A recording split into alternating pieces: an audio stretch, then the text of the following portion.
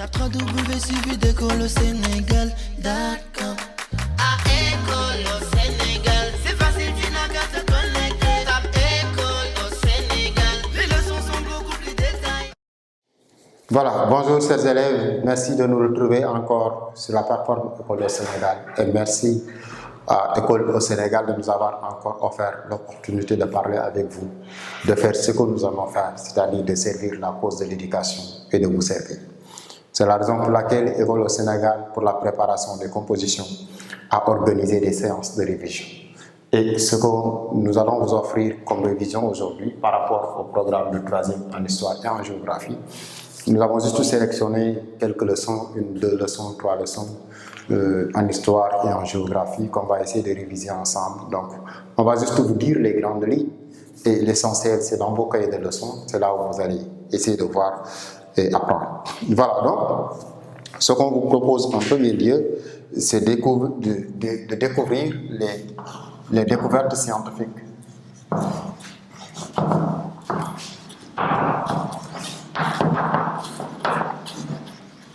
Donc, les découvertes scientifiques et les mutations économiques d'abord.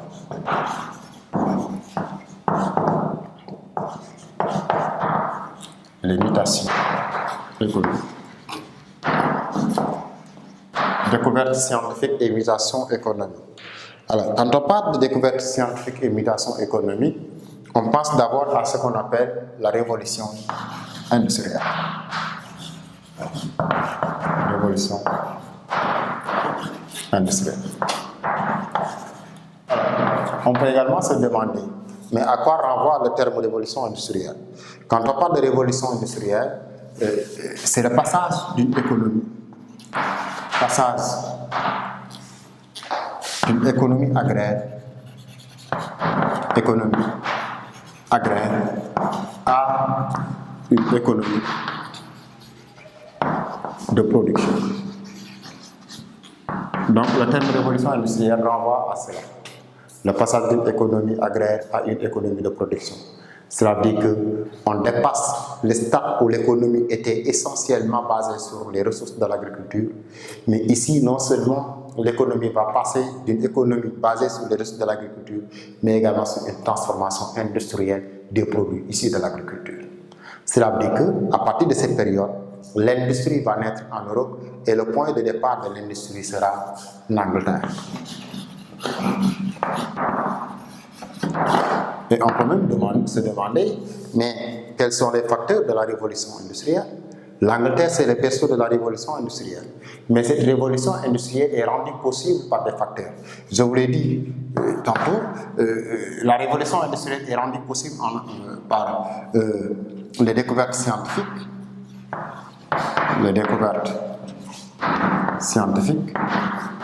Mais également les richesses issues de la traite négrière.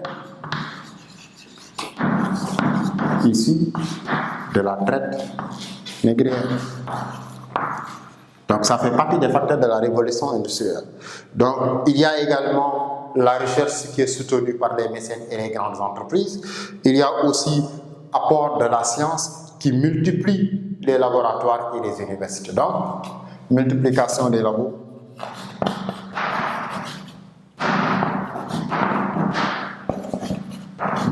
Et universités.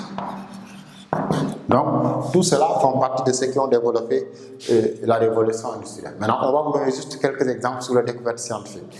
Des exemples sur le plan physique, sur le plan chimique, sur le plan biologie et les nouvelles formes d'énergie. Par exemple, en physique, on peut vous donner comme l'exemple Volta qui invente l'électricité. Vous savez qu'aujourd'hui, l'électricité est au cœur du fonctionnement industriel. C'est la raison pour laquelle, avec la découverte de l'électricité, les industries fonctionnent plus qu'elles ne fonctionnaient au début. Et à partir de là, bien entendu, on peut le dire, les usines seront remplacées par les ateliers seront remplacés par les usines tout simplement. C'est-à-dire qu'au début, on avait des ateliers des maisons, mais avec la naissance, avec le développement de la révolution industrielle, il y aura les ateliers qui vont disparaître et céder la place aux usines et surtout aux grandes industries. Il y a également Röntgen qui découvre les rayons X. Et sur le plan chimique, en plein essor à cause des travaux de Lavoisier, mais également de Berthelot, qui vont permettre la synthèse des corps organiques. Là aussi, sur le plan chimique, vous avez cet exemple. Et en biologie, on peut vous donner l'exemple de Pasteur, avec la découverte du vaccin contre la rage, mais également avec la maîtrise des maladies, des microbes, qui va plus tard donner la maîtrise des maladies infectieuses et qui permet de soigner les maladies infectieuses. Et à partir de ce moment, la mortalité serait maîtrisée. Donc, si on maîtrise la mortalité, cela va favoriser également au développement de la main-d'œuvre. Et ici, il y aura l'apparition de nouvelles formes d'énergie qu'on va utiliser, comme par exemple ce qu'on appelle la houille, l'électricité et le pétrole. Donc, qui sont surtout la houille, le charbon et autres, qui sont les premières formes d'énergie qui sont utilisées à travers la voie. Donc, à partir de ces découvertes, on parle également des mutations économiques. Nous avons aussi les mutations en tant que telles. Mutations économiques. Alors, mutation économique, d'abord, il faut savoir ce que mutation veut dire. Les mutations, ce sont des changements, de grands changements, des changements qui sont brutals, des changements qui sont intervenus dans un contexte de révolution, dans un contexte de développement de la science, mais également dans un contexte d'après-traite négrière. Car je vous ai dit tout à l'heure que parmi les facteurs de la révolution industrielle, il y a les richesses que les pays européens ont tirées de la traite des esclaves ou de la traite négrière tout simplement, qui a permis de faire des investissements en Europe. Car tout à l'heure, dans le programme de 4e, vous avez entendu que parmi les conséquences de la traite négrière en Europe et en Amérique, la traite négrière a participé au développement économique de l'Europe, mais également au développement économique de l'Amérique. Parmi les mutations économiques, donc, c'est-à-dire parmi les changements économiques, nous avons des changements au plan agricole. Les changements agricoles. Maintenant, ces changements agricoles sont tout simplement facilités par la mécanisation de l'agriculture. Mécanisation de l'agriculture. Et la mécanisation de l'agriculture va impacter sur l'alimentation. Cet impact que l'agriculture va avoir sur l'alimentation, cela veut dire qu'on pourra produire plus par rapport à ce que nous produisons au début. Avec l'agriculture rudimentaire, avec l'agriculture archaïque, on utilisait la main, on utilisait des outils archaïques, des outils rudimentaires. Là, on ne peut pas cultiver beaucoup. Donc, on ne peut cultiver que de petits espaces, c'est-à-dire cultiver pour se nourrir tout simplement. Mais avec la révolution industrielle, le développement du transport et ainsi de suite, le développement de la grande industrie, il y aura l'apparition des machines comme batteuses, moissonneuses, etc., qui va permettre de produire plus. Donc, au-delà de la révolution agricole, vous avez également la révolution sur le plan industriel. Donc, mutation industrielle. Donc, sur le plan industriel, c'est l'avènement de la grande industrie. Et ce que je disais tout à l'heure, les usines remplacent les ateliers. Et cela peut être favorisé par ce qu'on appelle la machine à vapeur ou tout simplement la machine à explosion. Et surtout avec la machine à vapeur, on va se déplacer des maisons à côté des points d'eau pour pouvoir utiliser l'eau, utiliser la vapeur d'eau pour actionner les machines. Donc les industries vont naître. La grande industrie va naître. Et la grande industrie va faire son apparition avec ce qu'on appelle la taylorisation. Donc là aussi, on peut vous demander de définir ces concepts. Taylorisation. Taylorisation, c'est la division du travail, la séparation entre conception et exécution des tâches afin de rendre plus efficace le travail. Donc, taylorisation, c'est ça que je veux dire. Il y a une différence entre taylorisation et standardisation. La standardisation, c'est uniformiser, simplifier le travail par la création d'un modèle réduit et unique. Donc, il faut bien retenir ces expressions-là pour pouvoir les définir et pouvoir les distinguer. Et il y a également ce qu'on appelle concentration géographique verticale. La concentration géographique ou la concentration verticale, c'est le regroupement des industries dans un même secteur pour dominer la production, éliminer la concurrence et fixer les prix. Cela veut dire avoir le monopole sur les prix de vente. Et en dernier, la concentration horizontale. Ici, la concentration horizontale, c'est tout simplement la fusion des petites entreprises ou tout simplement ce qu'on appelle l'absorption des petites entreprises par les grandes entreprises. Donc, les grandes entreprises vont absorber les petites entreprises. Vous avez également la révolution des transports. Révolution du transport. Alors, le transport va être révolutionné parce que tout simplement, on va assister à l'apparition des premiers des premiers trains, l'apparition des premières voitures, les avions vont faire leur entrée. Si on prend par exemple le transport, au début, on utilisait la charrue pour transporter des bagages. Plus tard, on utilise les wagons qui sont tirés par des chevaux. Et plus tard, les rails vont faire leur apparition et à partir de ce moment, les capacités vont être multipliées, c'est-à-dire les capacités de transport. Et à partir de ce moment, le déplacement des personnes va être facile, mais le déplacement des marchandises va également être facile. Si le déplacement des personnes et des marchandises est facile, cela va impacter sur le niveau économique. Cela va même impacter sur le plan agricole, car les gens vont se déplacer facilement pour aller au champ, ils vont pouvoir également déplacer les semences facilement, ils vont également pouvoir déplacer facilement les récoltes. Et à partir de ce moment, ils peuvent produire plus. Et dans cette augmentation de la production, ils peuvent commencer à développer le commerce international, le commerce intra-régional à l'intérieur de l'Europe même, et plus tard le commerce avec l'Asie, le commerce avec l'Afrique. Donc, la révolution du transport va permettre la modernisation de l'activité économique. Et le machinisme va entraîner un développement d'excellence de la production agricole, technique, mais également sur la scène internationale. Le transport va faciliter tout simplement la commercialisation des produits européens et les liens qui vont exister entre l'Europe. Car ici, on peut y avoir, sur le plan du train par exemple, la liaison entre États-Unis et Union soviétique, ou tout simplement ce qu'on appelle les lignes transcontinentales. Et aussi, toujours sur le plan du transport, avec l'apparition du timbre fiscal, les informations circulent de manière très rapide. Avec l'apparition du téléphone, le télégraphe, et ainsi de suite, jusqu'à aujourd'hui l'avènement de l'Internet, où en seul clic, vous avez les informations nécessaires et en temps réel. Alors, après cela, on va s'intéresser également sur un autre thème, le développement du capitalisme et l'immigration sociale. Donc, on a parlé tout à l'heure d'immigration économique, on parle aussi de développement du capitalisme et l'immigration sociale. Développement du capitalisme et les mutations sociales. Donc là, on parlait de mutation économique et ici on parle de mutation sociale.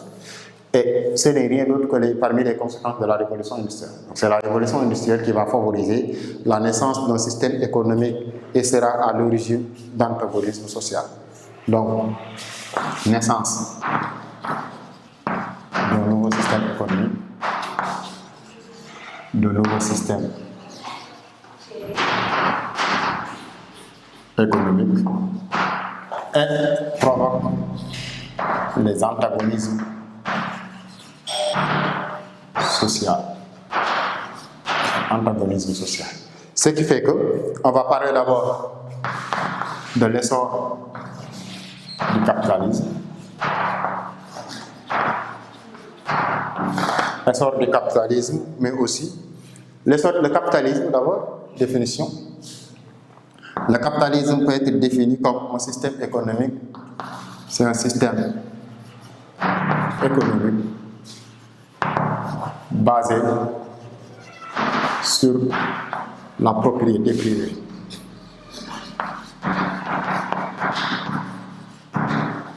Des moyens de production.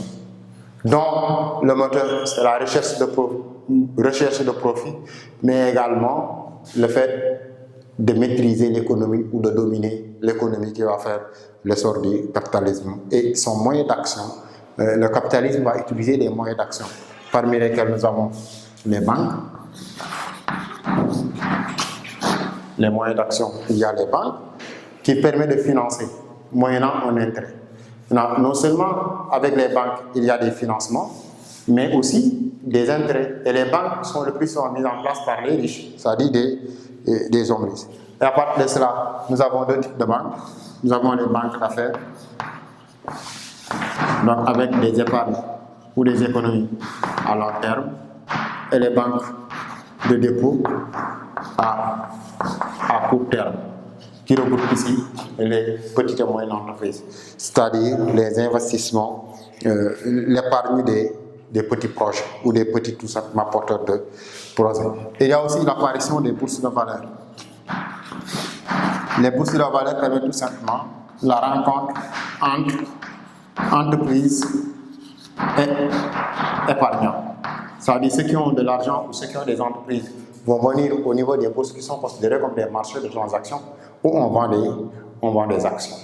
Donc, avec l'apparition des bourses, bien entendu, ce qui va suivre, c'est ce qu'on appelle les sociétés anonymes, SA. Si vous voyez le terme SA dans certaines entreprises, c'est sociétés anonymes. Dans les SA, le capital est divisé en actions. Et chaque membre de l'entreprise possède des actions. Si l'entreprise fait des bénéfices, chaque membre reçoit des dividendes au prorata de son investissement, c'est-à-dire au prorata de ce qu'il avait contribué ou cotisé dans le capital de l'entreprise. Il y aura également l'apparition de la monnaie. Par ici, nous avons ce qu'on appelle la monnaie fiduciaire, les billets et les pièces. La monnaie scripturale, donc l'apparition de la monnaie, qui vont faciliter les essences. Monnaie fiduciaire, comme je l'ai dit tout à l'heure, billets et pièces. Monnaie scripturale, chèque, scripturale, les chèques et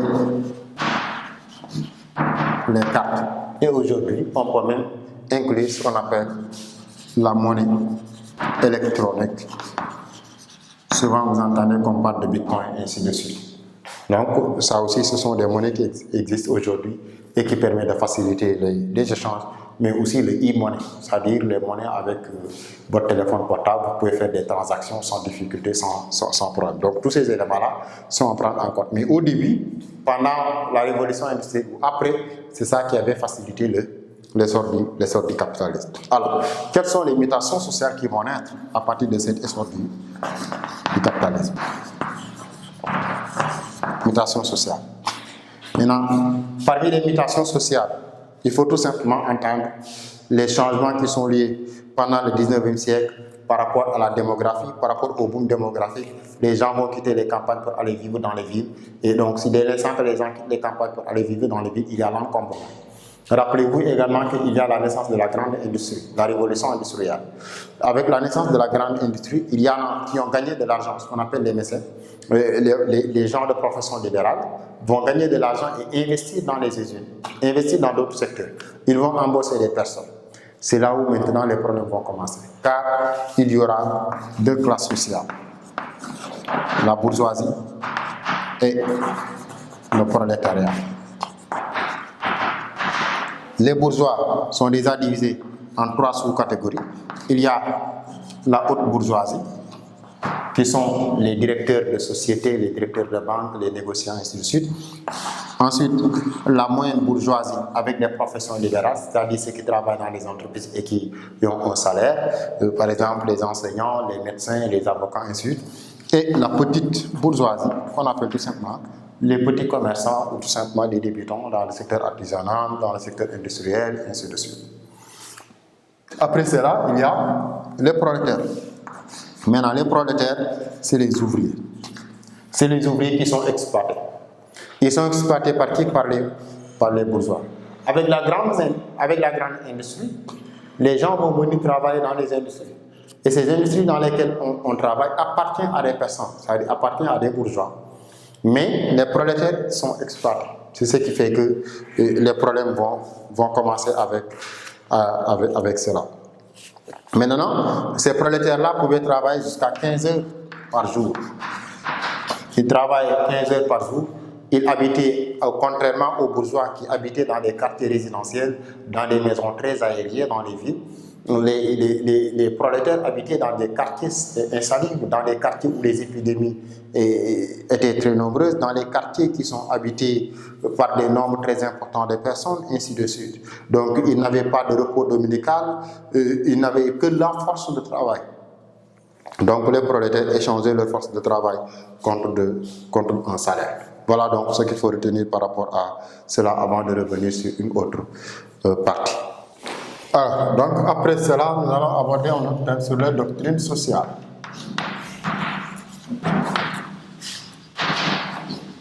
Alors, parmi les doctrines sociales, il faut tout simplement dire que ce sont des idées qui sont nées,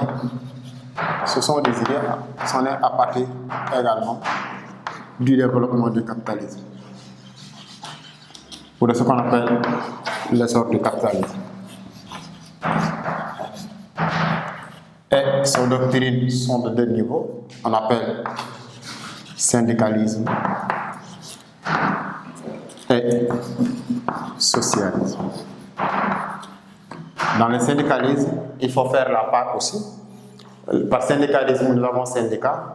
Un syndicat est un regroupement de personnes qui ont la même activité principale, dans le but de défendre les intérêts des membres du syndicat. Donc, syndicalisme est le processus ou l'action par laquelle des mouvements syndicaux entrent. Souvent, vous entendez par exemple au Sénégal comme des syndicats des enseignants, syndicats des médecins, syndicats des greffiers, syndicats des juristes, ainsi de suite. Donc, dans le but d'un syndicat, c'est de défendre les intérêts des personnes avec des méthodes différentes quand même aussi. C'est ce qui fait que dans le syndicalisme, nous avons les syndicalistes réformistes. Parmi les syndicalistes réformistes, comme leur nom indique, ce sont des syndicalistes qui négocient, qui appuient sur la volonté du patron pour apporter des réformes. Il y a aussi le syndicalisme révolutionnaire. Ce type de syndicalisme révolutionnaire, leur action est souvent violente avec le plus souvent des grèves. Donc on appelle syndicalisme révolutionnaire. Donc ici, à la place des négociations, ils vont tout simplement se révolutionner. C'est la raison pour laquelle aujourd'hui, vous pouvez entendre partout dans le monde la fête du travail le 1er mai. La fête du travail le 1er mai, c'était à cause d'une lutte syndicale que cette fête a été obtenue. C'était le 1er mai 1886 aux États-Unis, à Chicago, où il y avait la lutte syndicale avec la répression qui avait fait 6 mois. Donc, à l'honneur à ces morts-là, le 1er mai a été décrété comme la fête du travail. Ainsi, chaque année, le 1er mai est considéré comme étant la fête du travail. Et parmi également ceux qui l'ont pu gagner dans cette lutte-là, c'est la réduction des heures de travail de 15 heures à 8 heures. Je vous ai dit tout à l'heure que les prolétaires ou les ouvriers travaillaient 15 heures par jour. Mais avec la lutte syndicale, les prolétaires se sont arrivés à travailler 8 heures par jour. Ils vont obtenir le droit de grève, ils vont obtenir l'interdiction du travail des enfants de moins de 13 ans, mais également ils vont obtenir le repos dominical, c'est-à-dire de se reposer le dimanche. Et auparavant, cela n'existait pas. Ils vont également gagner de percevoir des pensions de retraite après avoir travaillé au bout de 30 ans ou au bout de 40 ans dans une société, et l'assurance maladie. Ces éléments-là que je viens de dire et qui sont obtenus à cause de la lutte syndicale n'étaient pas obtenus auparavant. Pendant la révolution industrielle, les ouvriers n'avaient presque pas de droit. C'est ce qui fait que la lutte syndicale a porté ses fruits. Il y a même ceux qui parlent de syndicalisme anarchique. Maintenant, et pour le socialisme, par socialisme, il faut tout simplement entendre une doctrine sociale qui combat le capitalisme. Donc, doctrine qui combat le capitalisme. Ainsi, comme le syndicalisme, le socialisme a également des branches. Il y a le socialisme réformiste, qu'on appelle également le socialisme utopique à cause de leurs idées. Parce que ce socialisme utopique préconise l'instauration d'une société plus juste, d'une société égalitaire, d'une société fraternelle et d'une société heureuse. Ces propos sont jugés idéalistes par les capitalistes. C'est-à-dire que les capitalistes jugent que les propos de ces partisans du socialisme réformiste sont idéalistes, irréalisables et inapplicables. C'est la raison pour laquelle on les qualifiait d'utopiques. Et parmi les précurseurs de ce socialisme, nous avons Saint-Simon, nous avons Fourier, nous avons également Robert Owen. Il y a aussi le socialisme anarchique. Eux, leur particularité, c'est qu'ils rejettent de la dictature du prolétariat. Ça veut dire que les prolétaires, à un moment donné, vont sentir qu'ils sont nombreux, ils sont puissants, et ils vont essayer de renverser le pouvoir. Et je rappelle que les partisans du socialisme, certains étaient parmi les bourgeois. Mais ils n'étaient pas d'accord sur ce que certains bourgeois faisaient aux ouvriers. C'est la raison pour laquelle ils se sont levés pour dire non. C'est le cas de Marx, c'est le cas de Engels. Donc, le socialisme anarchique, il y a aussi ce qu'on appelle le socialisme scientifique ou marxiste. Socialisme scientifique ou marxiste. Alors, le socialisme scientifique ou marxiste, c'est un socialisme qui a été mis en place par Karl Marx et son ami Friedrich Engels à travers leur livre, le manifeste du Parti communiste ou tout simplement le capital ou le capitalisme. Donc, ils ont écrit des livres sur lesquels ils vont véhiculer leurs idées. Et ici, la base du capitalisme, c'est la lutte des classes, c'est-à-dire de lutter contre les capitalistes, de lutter contre les bourgeois. C'est ce qui fait que Marx disait que le moteur de l'histoire est donc une dictature du prolétariat qui vont essayer de renverser le bourgeois. Donc, c'est la lutte des classes. C'est ce qui fait que Marx avait lancé son appel prolétaire de tous les pays, unissez-vous, afin de lutter contre les prolétaires dans tous les pays. Et ce qu'il faut noter également est que le socialisme a également participé dans la libération ou dans la lutte ouvrière, dans le fait que les ouvriers ont parvenu à avoir gain de cause par rapport à leur lutte. Et cet appel de Marx, socialisme de tous les pays, unissez-vous, semble être entendu. C'est ce qu'on appelle l'internationalisation de la lutte ouvrière. C'est ce qui fait que ce qu'on appelle la première internationale ouvrière qui est créée en 1864 et la deuxième internationale ouvrière en 1889. Donc voilà ce qu'il faut retenir sur le socialisme avant d'aborder quelques questions de géographie. Alors, chers élèves, également dans la révision, il y a aussi, on va prendre comme thème sur la géographie, la Terre, une planète du système solaire. La Terre, une planète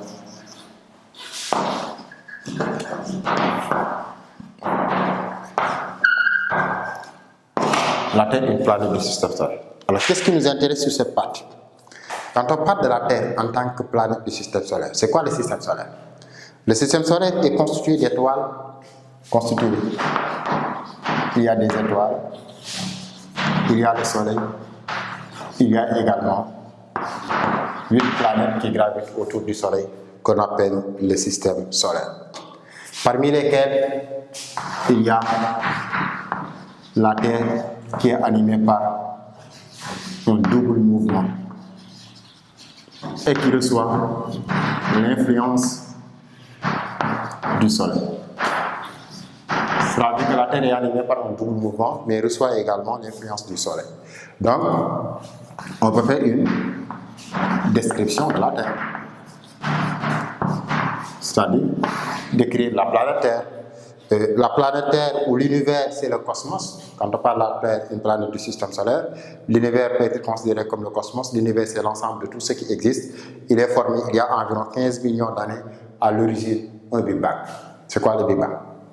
Le Big Bang, pour certains, c'est une explosion qui a eu lieu depuis des millions d'années, c'est-à-dire certains parlent de 15 millions d'années. C'est la séparation entre les corps solides et les corps qui ne sont pas solides. Les corps qui sont constitués de poussière et de gaz vont aller de côté pour former les galaxies et les autres corps vont former les planètes. On appelle alors système solaire l'ensemble formé par le Soleil et les planètes qui tournent autour de lui, parmi lesquelles il y a ce qu'on appelle la Voie lactée. Donc, notre univers fait partie de la Voie lactée qui existe depuis 4,6 milliards d'années.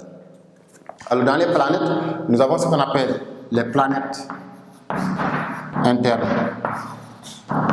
ou planètes telluriques. Il faut entendre par planète interne ou planète tellurique. Ce sont les planètes qui sont petites, denses et rocheuses et proches du Soleil. Donc, planète interne tellurique, c'est des planètes petites, planètes denses, planètes rocheuses et proches du Soleil. C'est l'exemple de Mercure, de Vénus, de Terre et de Mars. Si on demande l'exemple de planète tellurique, vous pouvez donner Mercure, vous pouvez donner Vénus, vous pouvez donner la Terre, vous pouvez donner également Mars. À la différence des planètes externes ou joviennes. Ce sont des planètes qui sont très grandes, moins denses, mais également des planètes gazeuses. Donc, ils sont grands, moins denses et gazeuses. Et très éloignées du Soleil, parmi lesquelles nous avons les autres planètes. Nous avons Jupiter, nous avons Saturne, nous avons Uranus et nous avons Neptune. Donc, il faut faire la différence entre planètes telluriques et planètes zodiaques. Voilà. Et il faut également s'intéresser sur la Terre dans le système solaire, c'est-à-dire la place de la Terre dans le système solaire. Donc la Terre est une partie du système solaire formée il y a 4 milliards d'années, qui est l'une des 8 planètes. Nous avons 8 planètes maintenant. Il y avait la planète Pluton qui est enlevée depuis 2006 par l'Union des astronomes parce qu'il ne répondait pas à certains aspects de la définition d'une planète. Donc la Terre reçoit de l'énergie solaire, ça c'est très important. La Terre reçoit de l'énergie solaire et cette énergie solaire-là participe à la vie sur la Terre, la possibilité de vie sur Terre. La Terre est une planète du système solaire qui porte également, la Terre est une satellite du Soleil qui porte aussi une satellite qu'on appelle la Lune. La satellite naturelle de la Terre, c'est la Lune. Donc la Lune a qu'un seul satellite naturel. La Terre, autant pour moi, a qu'un seul satellite naturel, c'est la Lune. Il s'est formé à partir d'une immense incandescence qui s'est refroidie et s'agrandit autour de gaz et d'eau. Ça veut dire que la planète Terre est entourée de gaz, qu'on appelle l'atmosphère, mais également entourée d'eau, des océans. C'est la raison pour laquelle la planète Terre est aussi appelée la planète bleue. Et nous avons dit tout à l'heure, la Terre est animée d'un double mouvement. On peut se demander quels sont les mouvements qui animent la Terre, les mouvements de la Terre. Parmi les mouvements de la Terre, nous avons mouvement de rotation. Les mouvements de rotation qui signifient que la Terre tourne sur elle-même, c'est-à-dire la Terre tourne sur elle-même. La Terre tourne sur elle-même autour de l'axe des pôles en 24 heures. C'est-à-dire, on arrondit à 24 heures, à 23 heures, 6 minutes, ainsi de suite. Maintenant, le fait que la Terre tourne sur elle-même a des conséquences. Et parmi les conséquences, nous avons la succession des jours et des nuits. Donc, si on vous demande de donner des conséquences de la rotation, c'est la succession des jours et des nuits, c'est-à-dire les jours et les nuits se suivent. Il y a également partage en 24 fuseaux horaires. Un fuseau horaire égale 15 degrés égale 1 heure. Donc là aussi, il faut le savoir. Il y a aussi comme conséquence la déviation des mouvements vers la droite dans l'hémisphère nord et vers la gauche dans l'hémisphère sud. Au-delà de la rotation, il y a aussi le mouvement de la révolution. Ici, la Terre tourne autour du Soleil. La rotation, la Terre tourne autour d'elle-même. Et la révolution, la Terre tourne autour du Soleil. Et les conséquences de la révolution, c'est l'inégale répartition des jours et des nuits, la succession des saisons. Maintenant, quand on parle de l'inégale répartition des nuits, ça veut dire que souvent, les nuits durent plus longtemps que la journée. Souvent, c'est la journée qui dure plus longtemps que la nuit. Ça, ce sont des conséquences de la révolution. La manière dont les saisons se succèdent également, c'est des conséquences de la révolution. Par exemple, souvent, vous avez cette image-là. Par exemple, dans les pays qui ont quatre saisons. Nous avons hiver, automne, printemps et été. Donc été, hiver, automne et printemps, la succession des saisons qui sont dues à la révolution de la Terre. Il y a aussi une forte influence que le Soleil exerce sur la Terre. À travers cela, on peut parler de la radiation, on peut parler de l'impact des rayons solaires sur la Terre. Ça veut dire que les rayons solaires sur la Terre, ça facilite non seulement la vie, car ça permet d'avoir une énergie. Et toujours par rapport à l'énergie, aujourd'hui, je peux vous donner un exemple, par exemple, des lampadaires que vous avez dans les rues. C'est à travers l'énergie solaire qui est reçue et qui est transformée en énergie électrique qui permet aux lampes de fonctionner. Il y a aussi le réchauffement de la Terre. Donc la Terre est réchauffée à cette planète-là. Il y a également un élément très important qu'il faut retenir par rapport à cela, aux rayons solaires. Il y a ce qu'on appelle la couche d'ozone au niveau de l'atmosphère qui nous protège, qui absorbe une partie des rayons ultraviolets et qui permet la vie sur Terre. Sans cette absorption des rayons ultraviolets, la vie serait impossible sur la planète. C'est ce qui fait que souvent, il y a des alertes par rapport à la destruction de la couche d'ozone. Et il y a également l'impact de la Terre sur les végétaux qui participent également à filtrer les rayons ou l'air qui est respiré, donc qui participe à la respiration, ainsi de suite. Donc la Terre est aussi appelée planète bleue, la planète qui porte la vie, ou la planète où la vie est possible sur Terre. Et en dernière partie, nous allons également voir un autre thème qu'on appelle potentiel et équilibre de la Terre, c'est-à-dire les potentialités de la Terre et l'équilibre de la Terre. Potentiel et équilibre. Donc, ce qui dit que la Terre a des potentialités. Maintenant, la Terre offre à l'homme des ressources variées. Parmi ces ressources variées et diversifiées qui sont indispensables à la vie de l'homme, on peut les classer de plusieurs catégories. On peut les classer des ressources renouvelables,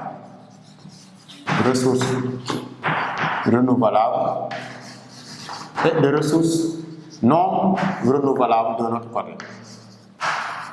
Maintenant, qu'est-ce qu'on entend par ressources renouvelables et qu'est-ce qu'on entend par ressources non renouvelables? Parmi les ressources renouvelables, elles sont fournies par l'homme, elles sont fournies à l'homme par la nature, de façon régulière et abondante. Donc fournies de façon régulière et abondante. On peut prendre comme exemple parmi les ressources qui sont fournies à l'homme de façon régulière et abondante, les matières premières agricoles. Il y a également les ressources halieutiques. C'est-à-dire toutes ressources issues de la mer ou issues des océans. Il y a également les ressources forestières. Au-delà des ressources forestières, nous avons également la diversité des sols qui peuvent offrir avec l'utilisation sur le plan agricole. Il y a également les ressources en eau ou l'hydrosphère qui est l'ensemble des eaux au niveau de la planète et les énergies nouvelles. Par l'énergie nouvelle, nous avons l'énergie solaire, nous avons l'énergie éolienne, nous avons la géothermique, nous avons la biomasse, nous avons également l'énergie marémotrice qui est fabriquée à partir des courants marins. Donc toutes ces formes d'énergie-là sont classées parmi les ressources renouvelables. Et au-delà de ces ressources renouvelables, nous avons également des ressources non renouvelables. Parmi ces ressources non renouvelables, donc, ce sont des ressources qui sont fournies à l'homme, mais de manière très lente. Donc, renouvelables, fournies de manière lente. Ça veut dire que le renouvellement n'est pas très garanti. Et parmi ces ressources, on peut donner comme exemple les combustibles fossiles et les minerais. Combustibles fossiles et les minerais. Donc parmi les combustibles fossiles, on peut donner comme exemple le charbon qui est utilisé jusque dans les années 1960. Au-delà du charbon, nous avons les hydrocarbures. Et parmi les hydrocarbures, nous avons le pétrole, le gaz naturel, nous avons l'uranium, nous avons l'électricité. Donc, par hydrocarbures, pétrole, mais également gaz naturel, uranium, ainsi de suite. Ensuite, les minerais. Parmi les minerais, ce sont les produits bruts qui sont exploités directement par la nature, ce qu'on appelle les produits extractifs. On peut donner comme exemple le fer, le cuivre, mais également l'or et l'argent. Nous avons des minerais aussi non métalliques, comme exemple les phosphates. Et enfin, l'équilibre de la Terre. L'équilibre de la Terre ici est créé par des éléments aussi. La Terre est constituée de couches, et parmi les couches, nous avons l'atmosphère, qui est une couche gazeuse qui enveloppe la Terre, qui correspond également, ou bien qui a d'autres sous-couches, comme la troposphère à 7 km à partir du sol, comme la stratosphère, où il y a la couche d'ozone qui nous protège contre les rayons ultraviolets, comme la mésosphère au-delà de 50 km avec des températures qui sont très élevées, mais également on peut aussi parler de la biodiversité qui sont parmi les équilibres de la Terre. C'est la diversité biologique d'un milieu réparti entre les espèces végétaux. Et enfin, le cycle de l'eau. Alors, le cycle de l'eau est matérialisé par quoi? Ici, à travers la forte chaleur, il y a ce qu'on appelle l'évaporation. Alors, une fois qu'il y a l'évaporation sous l'effet du vent et des matières, la condensation, les éléments se condensent. Maintenant, la condensation avec également d'autres aspects, les précipitations, c'est-à-dire donc, à partir de ce moment, ça veut dire que les produits qui s'étaient évaporés à partir des points d'eau, à partir des océans, à partir des mers, vont également revenir. Et c'est cette eau-là qui va revenir à travers le ruissellement, rejoigne les cours d'eau et une partie s'infiltre. Et cette partie qui s'infiltre va tout simplement rejoindre les eaux souterraines et le cycle va encore recommencer. Donc voilà, chers élèves, ce qui était prévu dans le cadre de ces révisions pour préparer les compositions du premier semestre. Je vous souhaite, au nom de l'école au Sénégal, bon sens pour les compositions et bonne révision. Merci, à la prochaine.